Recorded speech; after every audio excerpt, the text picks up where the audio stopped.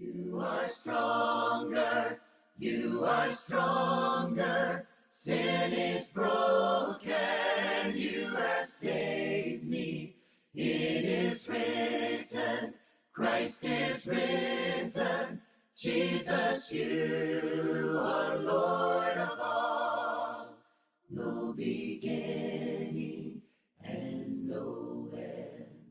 You're my hope and my defense. You came to seek and save the lost. You paid it all upon the cross.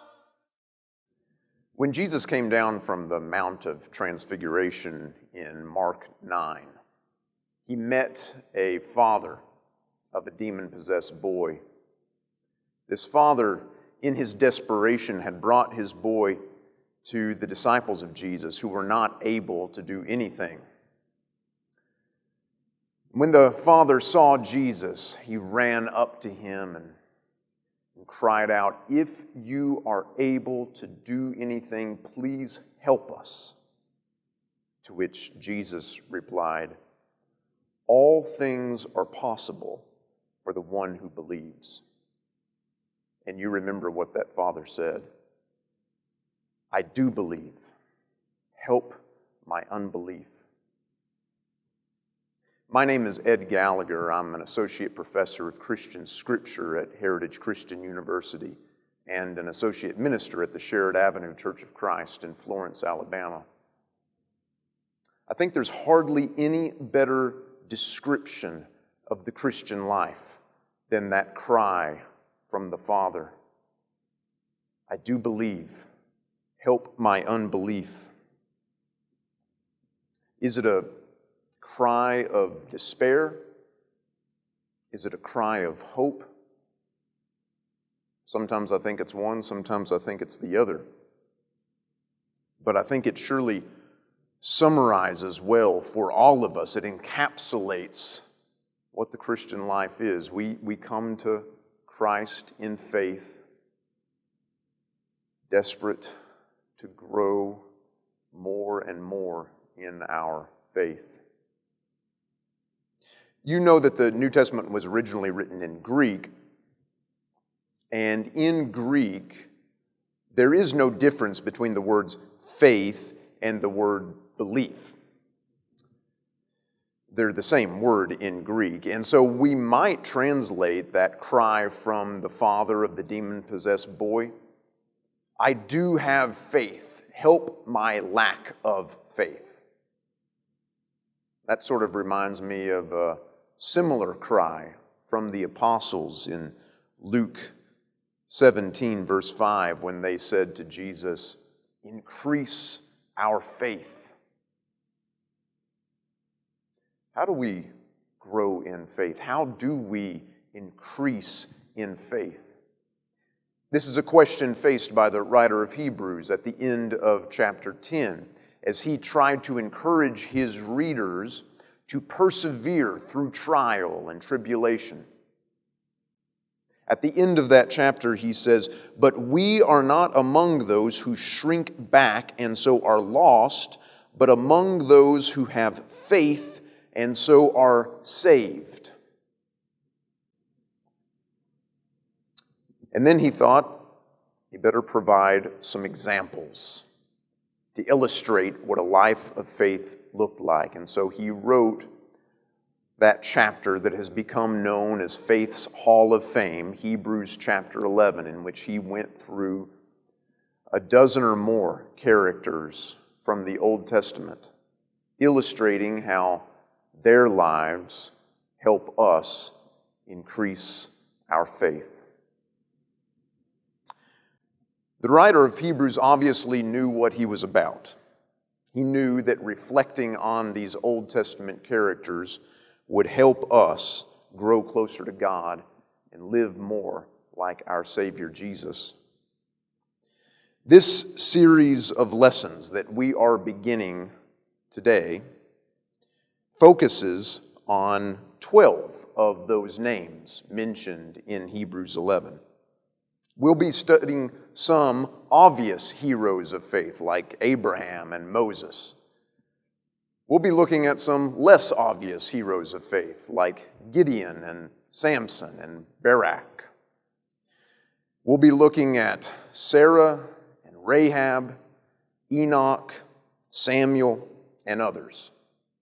And our goal is the same as the one that the writer of Hebrews had, that by looking at these examples from the Old Testament, we will grow in our faith. We start, though, not with one of the examples, but with the concept of faith itself. In this first lesson, I myself am going to present some thoughts on what the writer of Hebrews says at the very beginning of the chapter as he expounds on what the essence of faith is in the first verse. As we study together, let's approach the text with the same attitude as that father in Mark chapter 9. We do believe. Help our unbelief. A couple of years ago, I took my family to Orlando. We went to a couple of theme parks while we were there. I'm not going to tell you the names of the theme parks. I don't want to give them free advertising. One of them has a mascot as a mouse. There's another theme park in Orlando as well that we went to. We rode roller coasters at both of them. I'm not a theme park kind of guy, but I can't remember exactly which ride was at which theme park. But we rode roller coasters, and we did these rides where you get in sort of like a box and then you just drop. One of those. I think one of them that we did was like it was posed as some sort of a haunted hotel kind of thing, and like you were in an elevator and it, spooky, scary. We did a lot of those rides, and they were, some of them were. They were all supposed to be exciting. I think some of them, like that haunted hotel one, they were supposed to be sort of scary too. I don't know if the roller coasters were, but I get sort of the impression that they were supposed to be a little bit scary. They were scary enough anyway that some of my kids would not go on them. I went on this ride associated with the Incredible Hulk at one of these parks, and my kids would not go with me. It was fast. It was. We went on another ride associated with the band Aerosmith. We waited in line like an hour and a half for that particular, and it lasted, literally something like 70 seconds, the ride. I did not go on that one more than once. It was real fast. The one with the Hulk, the line was a lot shorter, and so I went on that one 3 or 4 times. My kids would not go with me. They were scared. What were they scared of? I suppose they were scared that they might, fall out of the roller coaster. It went upside down. Maybe they were scared they might fall out or that something bad would happen to them. I don't know exactly what they were scared of. I was not scared of it. I went on that ride. I was not scared of the thing that dropped. I didn't think it would really drop us. I had confidence in these theme parks. I trusted them.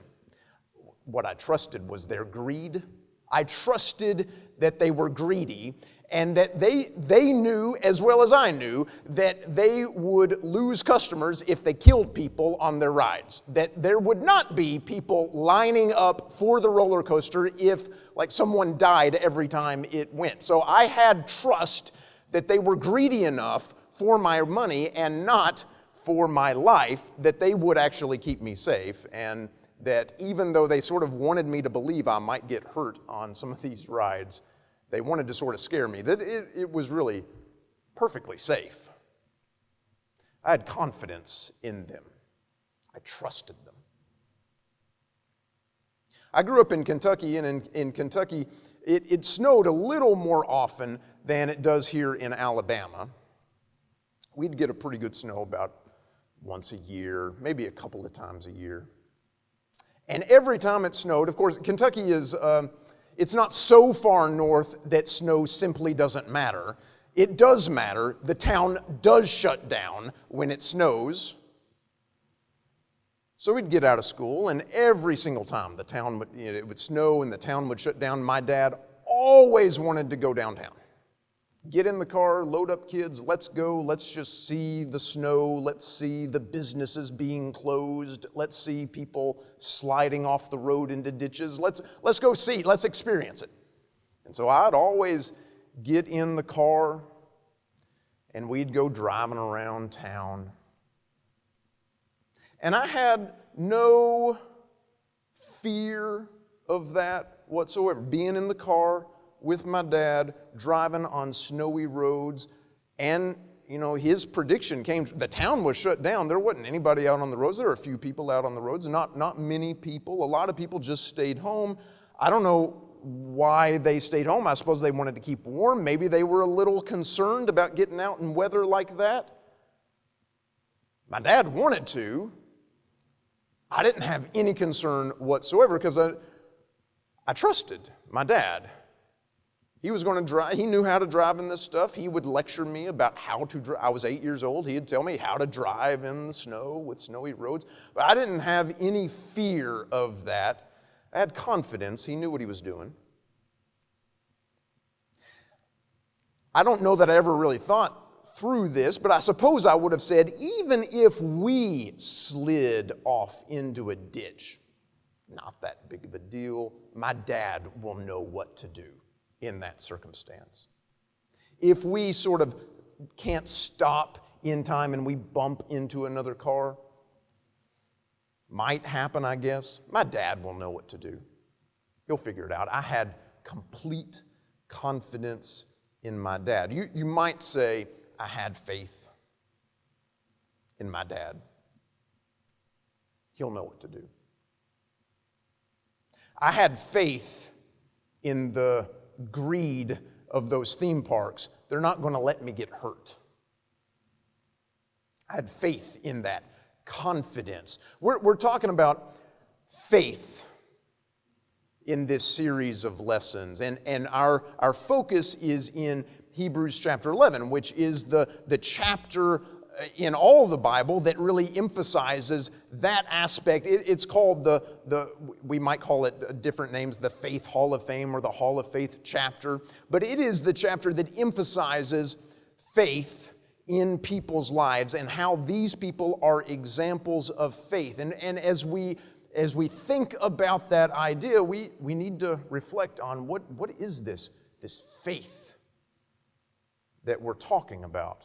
This idea of faith. There's the Greek word, of course, the Greek word is pistis. That's Pistis. That word appears 243 times in the New Testament.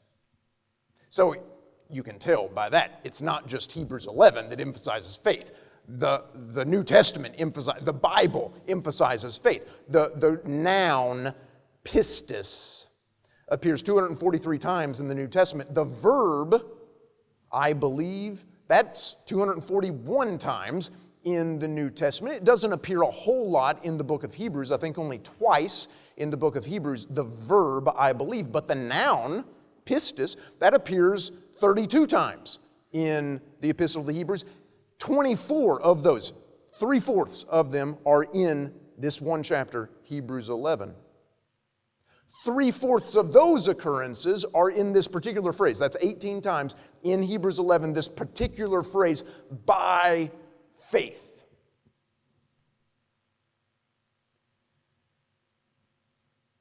And what is it that the writer of Hebrews wants us to understand about faith?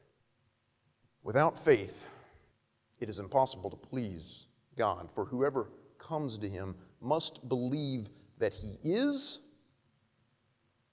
and that he is a rewarder of those that diligently seek him.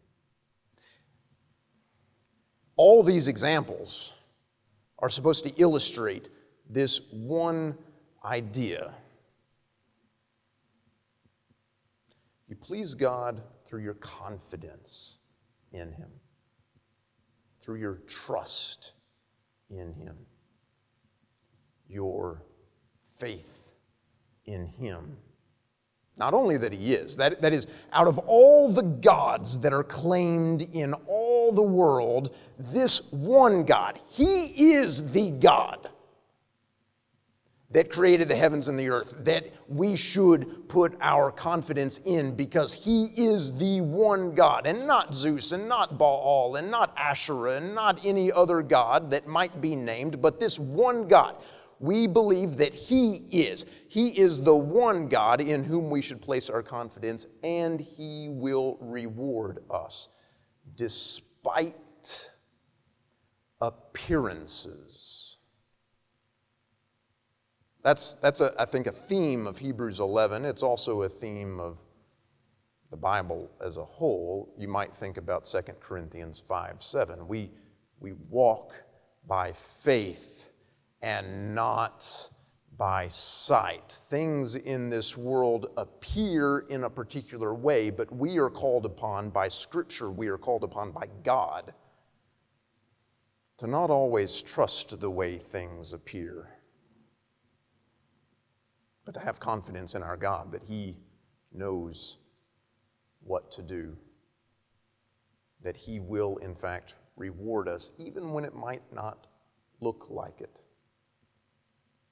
And so we have these examples before us. Abraham, who is called out at an aged time of his life, called out of Ur of the Chaldees and brought to this land that he's never seen before.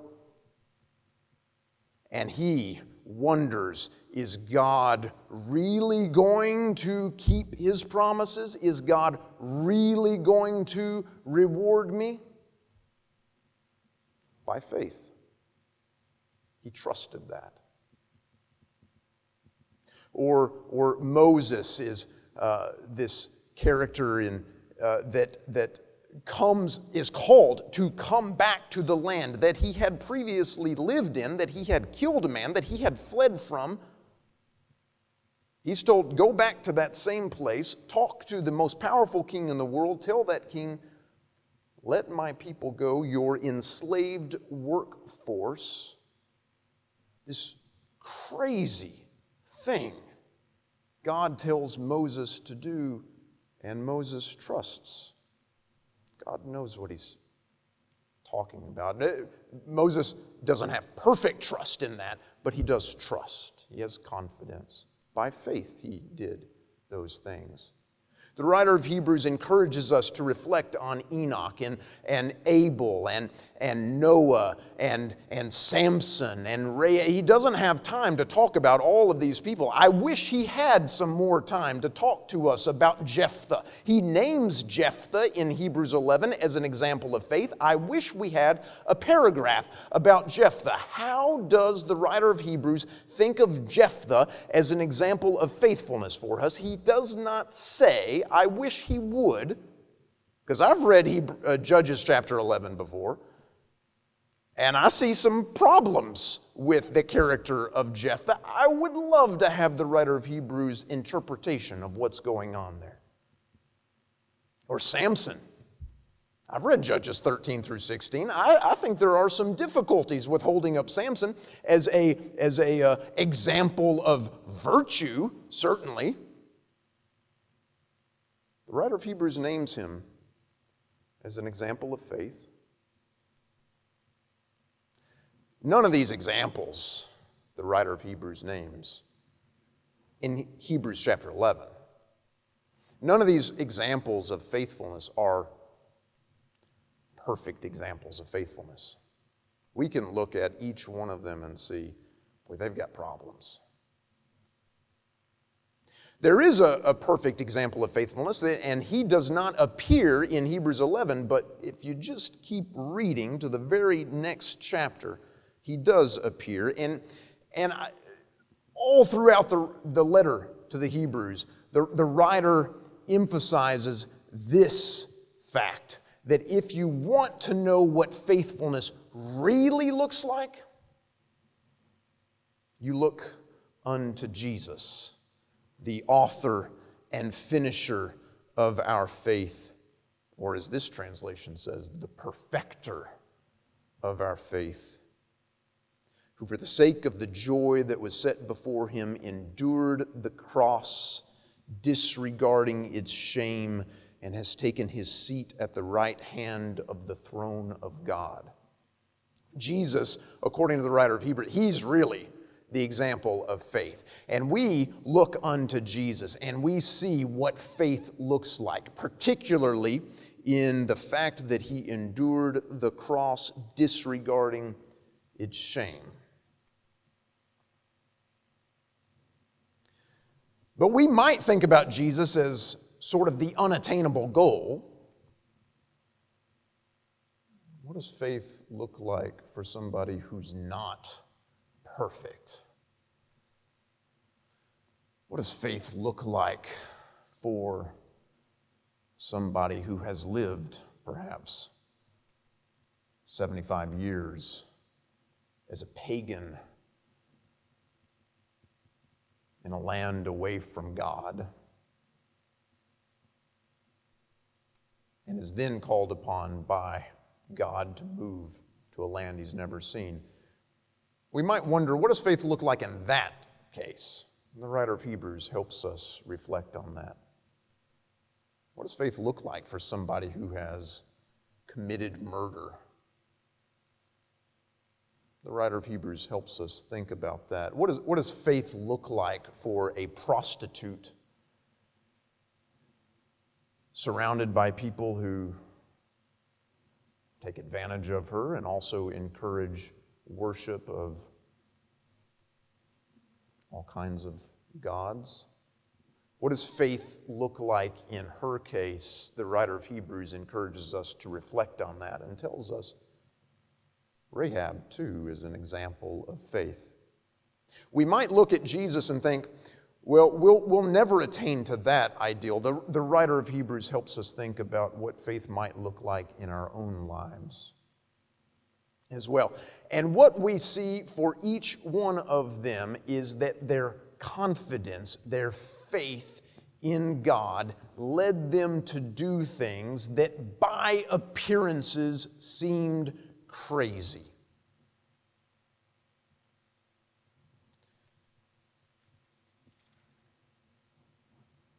Why? Because faith is the assurance of things hoped for. It's the evidence of things not seen. Hebrews 11:1. That's a difficult verse to translate, Hebrews 11:1. There are a couple of words in that verse that nobody really... It's not that nobody knows what they mean. It's that they could mean all kinds of things. I'm talking about the words that are in what I just quoted to you, the words assurance and the word conviction. They could mean all kinds of different things, and scholars argue about what's the particular nuance the writer of Hebrews is trying to get at in that definition. And I'm not really sure. I can't answer that question. But there are some words that are easier to interpret there. Things hoped for. Things not, I would maybe even say, things not yet seen. We have promises from God. We haven't seen the fulfillment of those promises. Abraham had some promises from God. He did not see the fulfillment of those promises either. This cast of characters in Hebrews 11, they had promises of God. They did not see the fulfillment, but by faith they acted, because faith is the assurance, or however we want to translate that, of things hoped for. Our faith points us to things that we have not yet seen. We're confident that God will act to fulfill His promises, even though we have not yet seen it. And we can be assured,